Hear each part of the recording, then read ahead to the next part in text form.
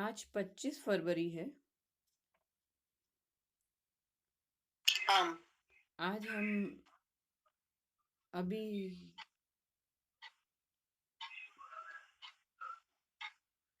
हाँ प्रातःकालीन स्मरण लेते हैं। हाँ कराग्रे वस्ते लक्ष्मी, करमध्ये सरस्वती, करमूले तु गोविन्दः, प्रभाते करदर्शनम्। समुद्रवसने देवी, पर्वते स्तनमण्डले, विष्णुपत्नी नमस्तुभ्यं, पादस्पर्शं क्षमस्व मे।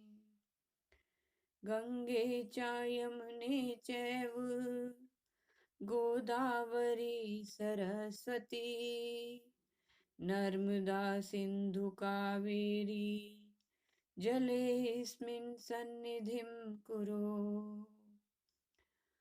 वक्रतुण्ड महाकाय, सूर्यकोटि समप्रभ, निर्विघ्नं कुरु मे देव, सर्वकार्येषु सर्वदा।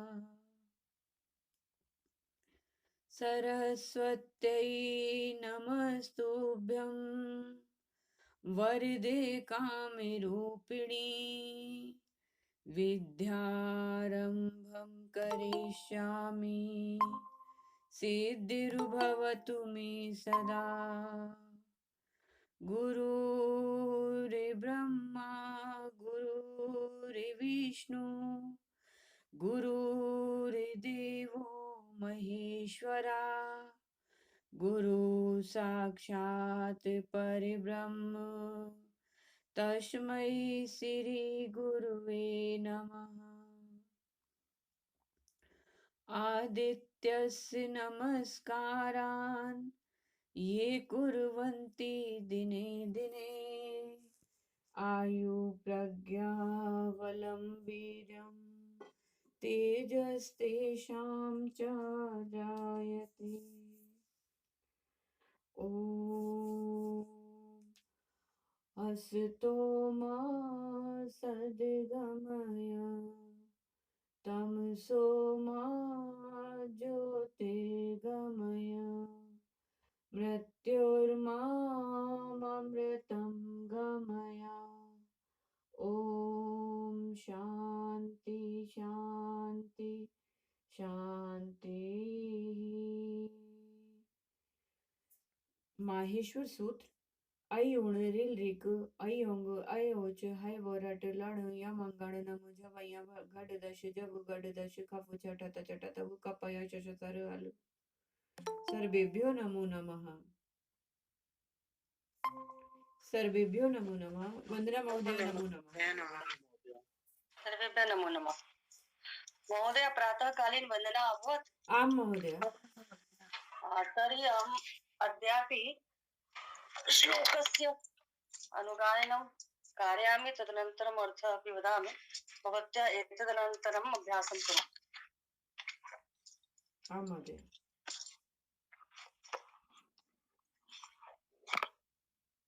23वें श्लोक का कल अर्थ हो चुका था ना? आम महोदय। चतुर्विंशति श्लोकस्य अनुगायनमस्ति। अव्यक्तं व्यक्तिमापन्नं मन्यन्ते माम बुद्धयः, परं भावमजानन्तो ममाव्ययमनुत्तमम्। अव्यक्तं व्यक्तिमापन्नं मन्यन्ते माम बुद्धयः, परं भावमजानन्तो ममाव्ययमनुत्तमम्। अव्यक्तं व्यक्तिमापन्नं मन्यन्ते माम बुद्धयः परं भावमजानन्तो ममाव्ययमनुत्तमम् अव्यक्तं व्यक्तिमापन्नं मन्यन्ते माम बुद्धयः परं भावमजानन्तो ममाव्ययमनुत्तमम्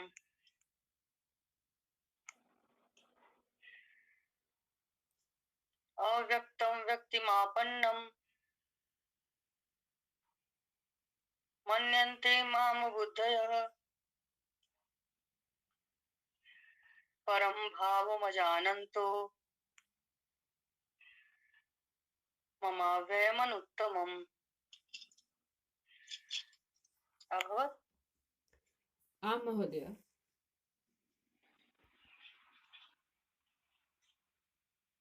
अहं प्रयासं करोमि। करोतु। अव्यक्तं व्यक्तिमापन्नं मन्यन्ते मां बुद्धया परं भावमजानन्तो ममाव्ययम् अनु उत्तमम्। सम्यक् महोदय। ममाव्ययमनुत्तमम् ममाव्ययमनुत्तमम् ममाव्ययम् अनु उत्तमम्। ममाव्यय ममाव्यय मनुत्तमम् मनुत्तमम्। आं महोदय। अहं मनुत्तमं न मनुत्तमम्। मनुत्तमम्। हम्म आं महोदय। अहं पुनः वदामि। अव्यक्तं व्यक्तिमापन्नं मन्यन्ते मां बुद्धया परं भावमजानन्तो ममाव्ययमनुत्तमम्। ममाव्ययमनुत्तमम् ममाव्ययमनुत्तमम्। मयाव्ययमनुत्तमम्। मोहित महोदय, भवान् वदतु। अव्यक्तं व्यक्तिमापन्नं मन्यन्ते माम बुद्धयः परं भावमजानन्तो ममावयमनुत्तमम्। सम्यक् अस्ति वा महोदय? आं महोदय। अहं वदामि। वदतु महोदय। अव्यक्तं व्यक्तिमापन्नं मन्यन्ते मां बुद्धयः परं भावमजानन्तो ममाप्यवय मम ममाप्यवयमनुत्तमम्। मम यहाँ पे तीन पद है। मम अव्ययम अनुत्तमम। मम और अव्यय का और मम का मिलके ममा हो गया है, तो अव्यय मनुत्तमम। आम महोदय। अव्यक्तं व्यक्तिमापन्नं मन्यन्ते मां बुद्धे परं भावं जानन्तो मम मम अव्ययम् अनुत्तमम्। अन्य कोऽपि? अहं वदामि महोदय। सर्वेभ्यो आम्। नमो नमः। नमो नमः। नमो नमः। अव्यक्तं व्यक्तिमापन्नं मन्यन्ते मां बुद्धयः परं भावमजानन्तो ममाव्ययमनुत्तमम्। आम्। ममाव्यय मनुत्तमम्। ममाव्ययमनुत्तमम्। अहं पुनः प्रयासं करोमि। अन्यत् अन्यत् अन्यत् दिने। अधुना तु अहम् अर्थं वदामि। आं महोदय। सम्यस्य भावः अस्ति। आं महोदय। तर्हि अबुद्धयः, यहाँ पे है ना माम बुद्धयः, तो माम अबुद्धयः। अबुद्धयः यानी जो बुद्धिहीन पुरुष है, मम यानी मेरे, अनुत्तमम, अनुत्तम यानी जिससे उत्तम और कुछ भी नहीं है, ऐसे अव्ययम यानी अविनाशी, परम यानी परम, और भावम यानी भाव को, अर्थात अजन्मा अविनाशी हुआ भी अपनी माया से प्रकट होता हूँ, ऐसे प्रभाव को।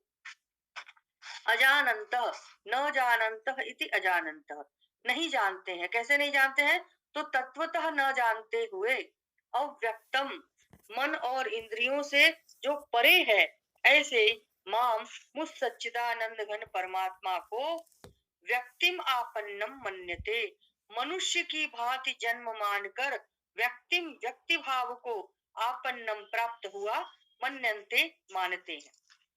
यानी जो बुद्धिहीन पुरुष है, ऐसा होने पर भी सब मनुष्य मेरा भजन क्यों नहीं करते हैं? तो इसका कारण भगवान ने बताया है कि जो बुद्धिहीन पुरुष है वो मेरे सर्वोत्तम और अविनाशी परम भाव को यानी प्रभाव को नहीं जानते हुए अव्यक्तम माम व्यक्तिम आपन्नम, अव्यक्त मुझे व्यक्ति मानते हैं। अव्यक्त मुझे यानी मन इंद्रियों से जो मैं अव्यक्त हूँ, परे हूँ, जाना नहीं जा सकता, व्यक्त नहीं किया जा सकता, ऐसा मैं ऐसे माम मुझे यानी मुझ सच्चिदानंद घन परमात्मा को व्यक्तिम आपन्नम मन्यते, साधारण मनुष्य की तरह जन्म लेकर के व्यक्तित्व के भाव से युक्त हुआ मानते हैं, मतलब एक साधारण पुरुष मानते हैं।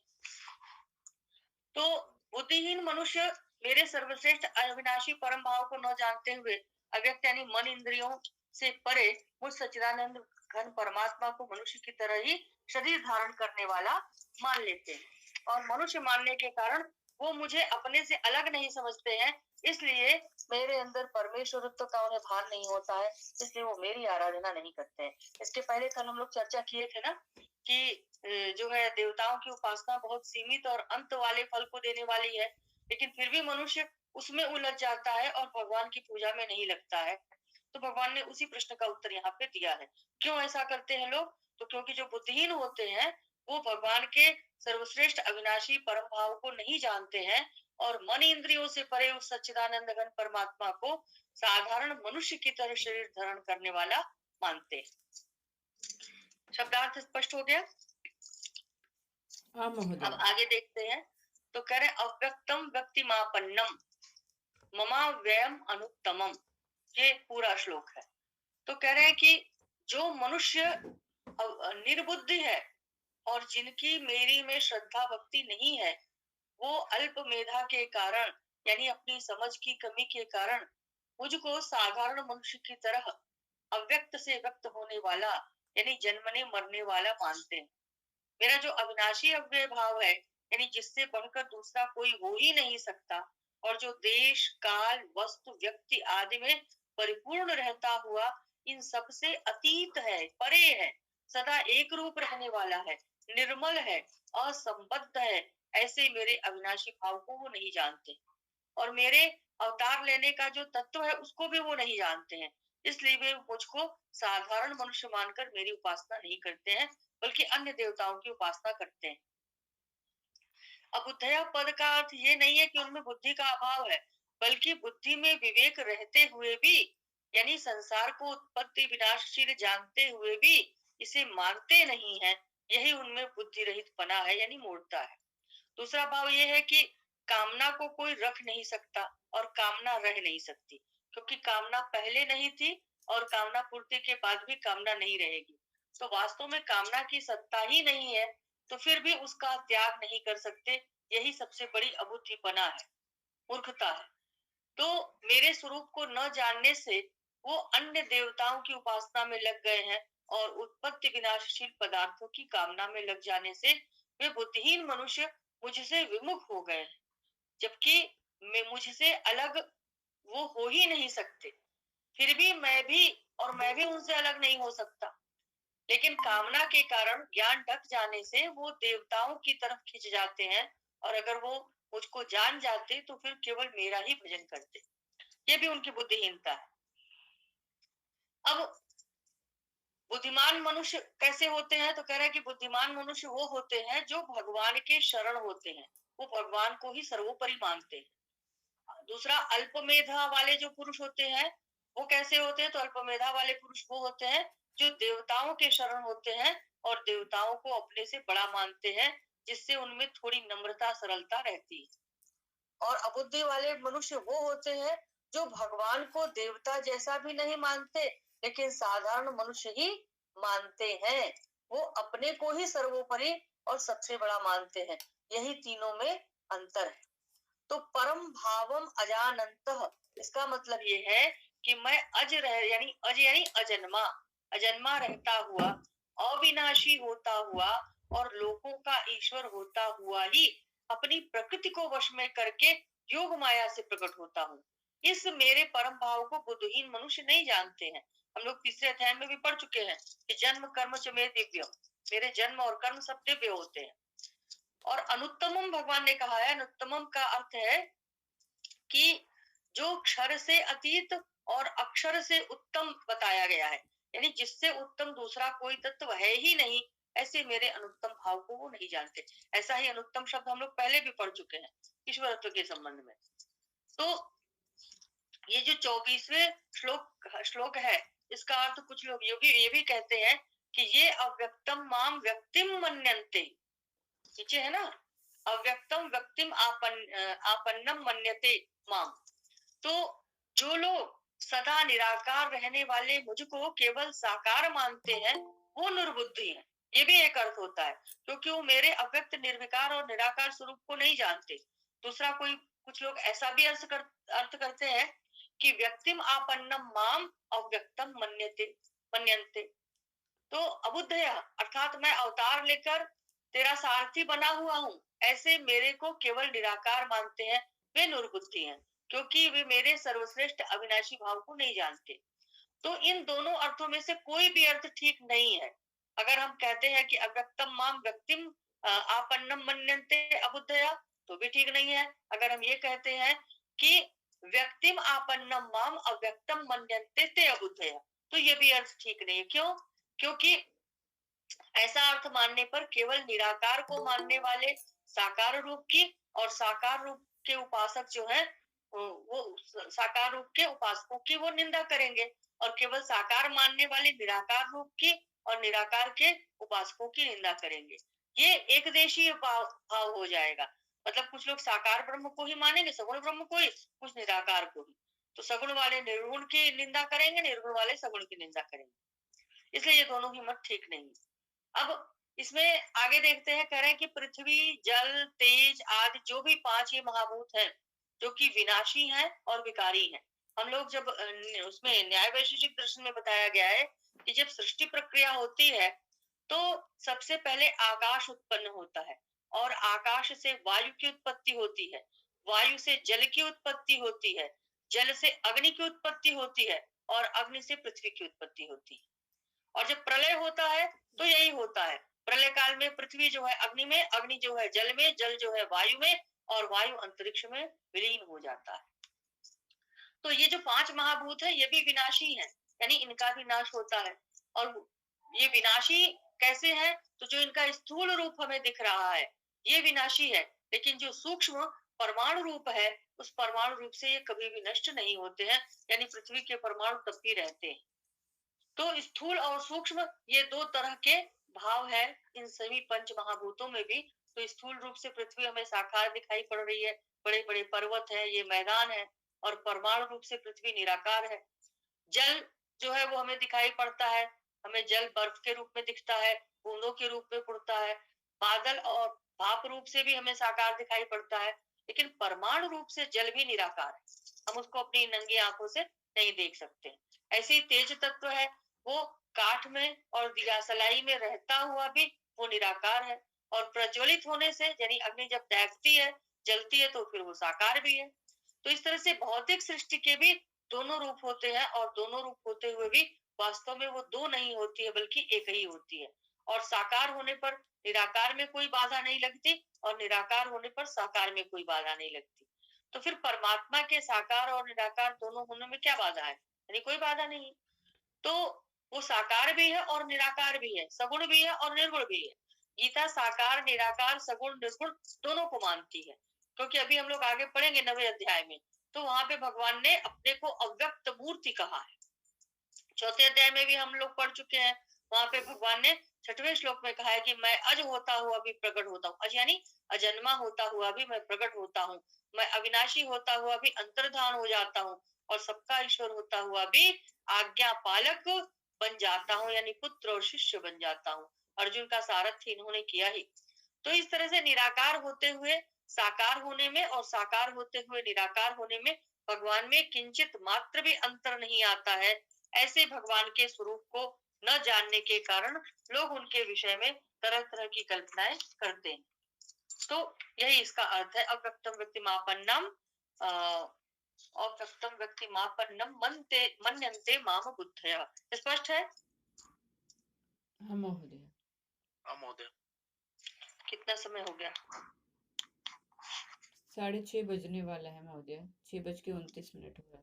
ठीक है, तो एक श्लोक हम लोग अनुगायन कर लिए जी और दूसरे का अनुगायन करा दें, उसके बाद हम छोड़ देते हैं। ठीक है, हाँ महोदय। तो कह रहे नाहम प्रकाशः सर्वस्य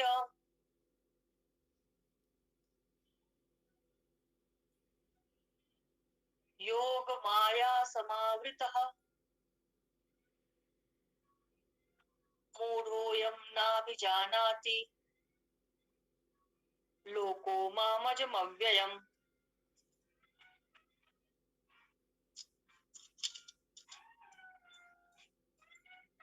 नाहं प्रकाशः सर्वस्य योगमाया समावृतः मूढ़ोऽयं नाभिजानाति लोको मामजमव्ययम्।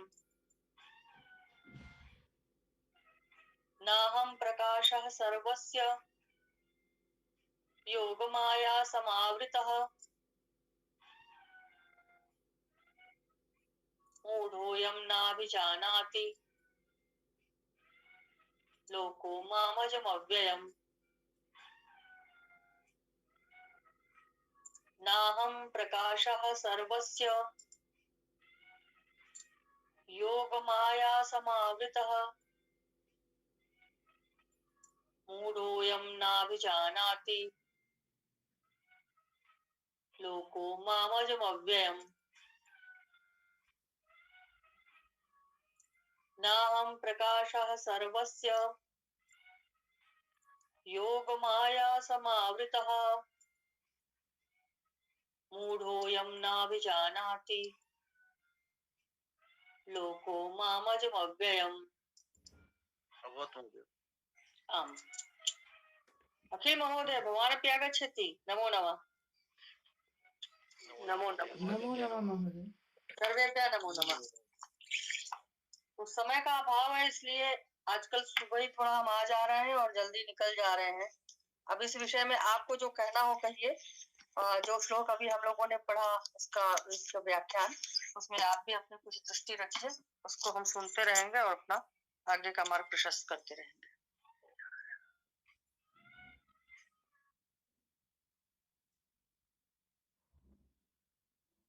नहीं महोदय, कुछ विशेष मुझे नहीं कहना है, आपने अच्छे तरीके से इसको व्याख्यायित कर दिया है, और विशेष मुझे नहीं कहना है। हाँ महोदय। अब 25वां श्लोक का आप अनुगायन कीजिए अखिल महोदय। अहम प्रयासं करूँगा। नाहं प्रकाशः सर्वस्य योगमाया समावृतः मूढ़ोऽयं नाभिजानाति लोको मामजव्ययम्। अहं प्रयासं करोमि। नाहं प्रकाशः सर्वस्य योगमाया समावृतः मूढ़ोऽयं नाभिजानाति लोको मामजमव्ययम्। मोहित महोदय भवान् वदतु। नाहं प्रकाशः सर्वस्य योगमाया समावृतः मूढ़ोऽयं नाभिजानाति लोको मामजमव्ययम्। सुषमा महोदय। महोदय, नाहं प्रकाशः सर्वस्य योगमाया समावृतः मूढ़ोऽयं नाभिजानाति लोको मामजमव्ययम्। रंजना महोदय। हाँ महोदय। नाहं प्रकाशः सर्वस्य योगमाया समावृतः मूढ़ोऽयं नाभिजानाति लोको मामजमव्ययम्। धन्यवाद। नेहा महोदया। नाहं प्रकाश सर्वस्य योगमाया समावृतः मूढोऽयं नाभिजानाति लोको मामज अव्ययम्। मामज मव्ययम। नेहा महोदया। किं लोको महोदय? लोको मामज मव्ययम। लोको मामज मव्ययम्। सम्यक् महोदय। अखिल महोदय। महोदय एग्जिट कर गए महोदय। महोदय क्या बोल रहे हो नेहा महोदय? अच्छा हाँ है तो अखिल महोदय। महोदय 24वां श्लोक का भी अनुगायन हो चुका है, तो आप लोग कीजिए। एक बार आप कीजिए फिर हम लोग आम महोदय।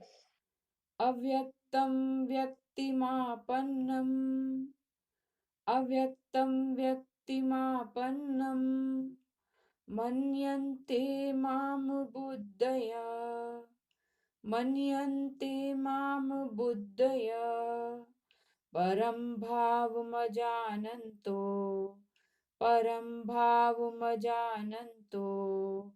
ममाव्यय ममाव्ययमनुत्तमम् ममाव्ययमनुत्तमम् अव्यक्तं व्यक्तिमापन्नं मन्यन्ते मां बुद्धया परं भावमजानन्तो मया व्ययमनुत्तमम्। महोदय ममावयम् ममाव्ययम् अनुत्तमम्। मम अव्ययम् अनुत्तमम्। एतत् मिलित्वा ममाव्ययमनुत्तमम्। ममाव्ययमनुत्तमम्। आम् महोदय।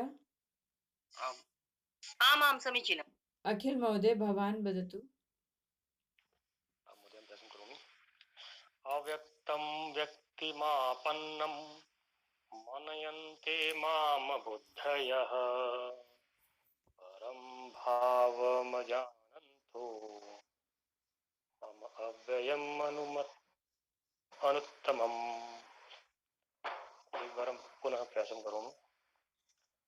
अव्यक्तं व्यक्तिमापन्नं मनयन्ते माम बुद्धयः परं भावं जानन्तो मम अव्ययम् अनुत्तमम्। नेहा महोदय। नेहा महोदय। आं महोदय। अव्यक्तं व्यक्तिमापन्नं मन्यन्ते माम बुद्धयः परं भावं जानन्तो मम व्ययम् अनुत्तमम्।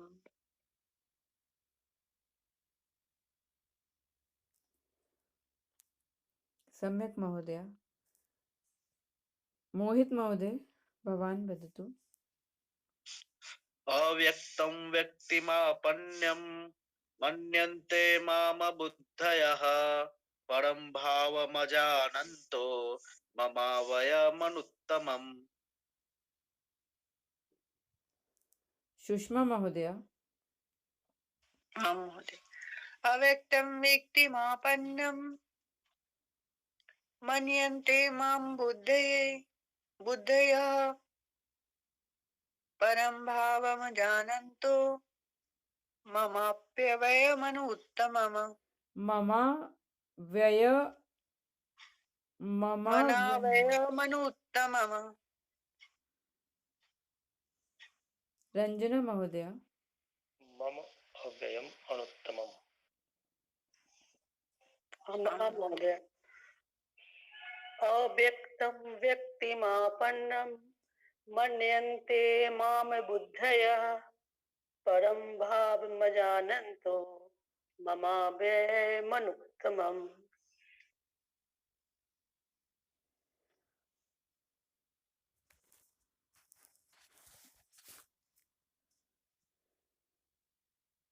महोदय 23वें श्लोक का अनुगायन करते हैं। अंतवत्तु फलं तेषां तद्भवत्यल्पमेधसां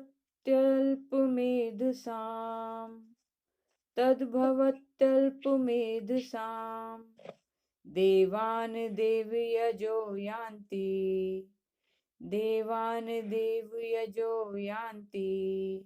मद्भक्ता यान्ति मामपि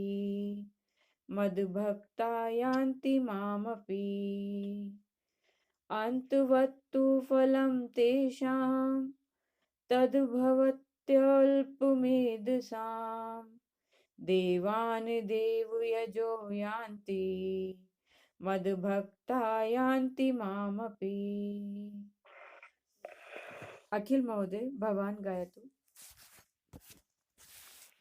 महोदय प्रश्न करूंगा। अन्तवत्तु फलं तेषां तद्भवत्यल्पमेधसां देवान् देवयजो यान्ति मद्भक्ता यान्ति मामपि। एक बार हम पुनः प्रश्न करूंगा। अन्तवत्तु फलं तेषां तद्भवत्यल्पमेधसां देवान् देवयजो यान्ति मद्भक्ता यान्ति मामपि। मोहित महोदय भवान गायतु। अन्तवत्तु फलं तेषां तद्भवत्य अल्पमेधसां देवान् देवयजो यान्ति मद्भक्ता यान्ति मामपि। रंजना महोदय। हाँ महोदय। अंतवत्तु फलं तेषां तद्भवत्यल्पमेधसां देवान् देवयजो यान्ति मद्भक्ता यान्ति मामपि। सुषमा महोदय। आं महोदय। अन्तवत्तु फलं तेषां तद्भवत्यल्पमेधसां देवान् ते देवयजो यान्ति मद्भक्ता यान्ति मामपि। नेहा महोदय।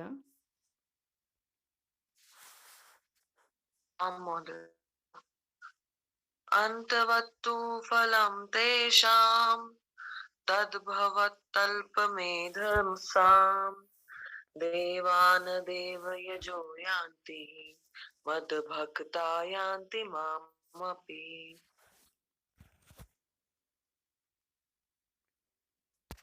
अहम् अग्रं प्रयासं करोमि। सातया श्रद्धया युक्तस्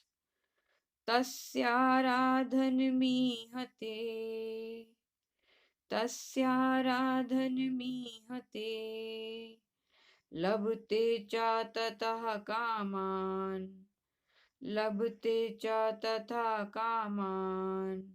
मय्येव विहितान् हितान्।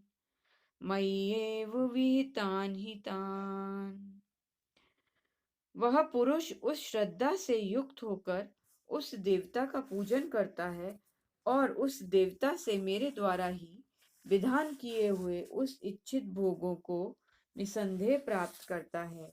वह पुरुष उस श्रद्धा से युक्त होकर उस देवता का पूजन करता है और उस देवता से मेरे द्वारा ही विधान किए हुए उन इच्छित भोगों को निसंदेह प्राप्त करता है। सातया श्रद्धया युक्तस्तस्याराधनमीहते लभते च ततः कामान् मय्येव विहितान् हितान्। अखिल महोदय भवान गायतु।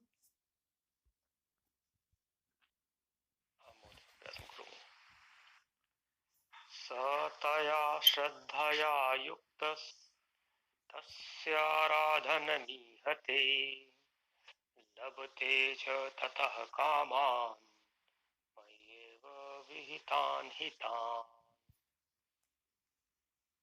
एक बार हम पुनः गाएं महोदय। हाँ महोदय। सतया श्रद्धया युक्तस्तस्याराधनमीहते लभते च ततः कामान् मय्येव विहितान् हितान्। मोहित महोदय भवान गायतु।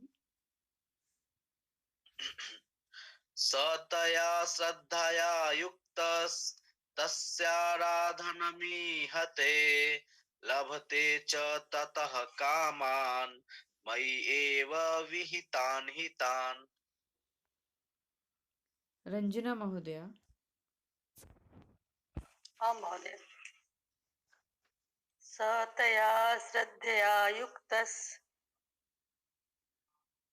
तस्याराधनमीहते लभते च ततः कामान् मयैव विहितान् हितान्। धन्यवाद। सुषमा महोदय। हाँ महोदय। सतया श्रद्धया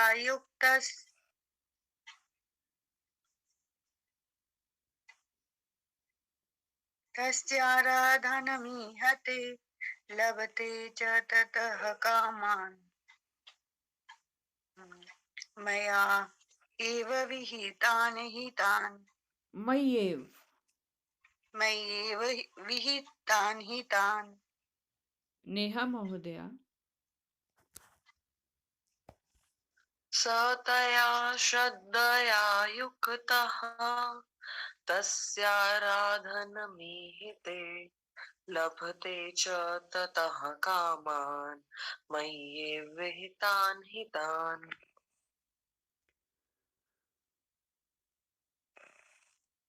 अखिल महोदय कल्याण मंत्र ले लिया जाए।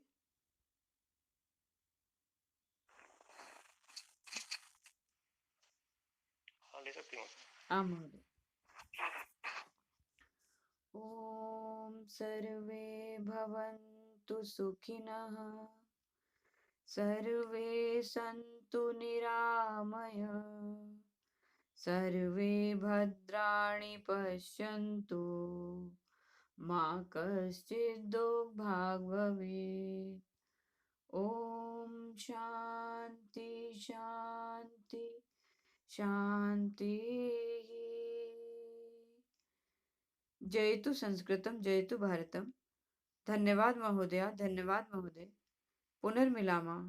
सुप्रभातम। सर्वेभ्यो नमो नमः।